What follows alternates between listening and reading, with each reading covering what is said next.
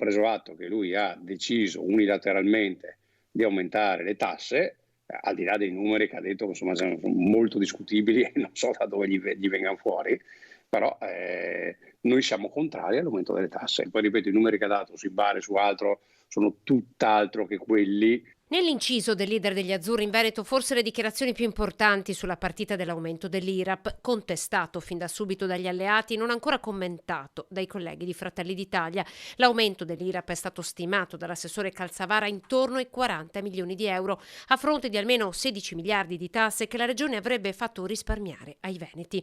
Numeri che il governatore Luca Zaia ha ribadito oggi a margine dell'inaugurazione del lotto vicentino della Treviso Ostiglia. Ho visto i dati, un bar pagherebbe 14 euro in più, certo sono 14 euro in più, ma voglio anche dire che queste non sono risorse sprecate che torneranno come servizi che la regione erogherà, fermo restando che 16 miliardi non sono mai stati prelevati. Ogni partito decide di fare quello che pensa sia meglio e sia opportuno e noi andiamo avanti per la nostra strada. Mattosi insiste sui numeri. Sono un po' detti per comodità di chi vuole aumentare le tasse e si trova isolato nella scelta di aumentare le tasse. Quando all'epoca si parlava di addizionale di IRPEF, si parlava di 300 milioni all'anno mal contati, quindi per 14 viene fuori 4 miliardi. Quindi quando Zaia dice noi non abbiamo applicato ai veneti 15/16 miliardi di tasse, non capisco di che numeri parli.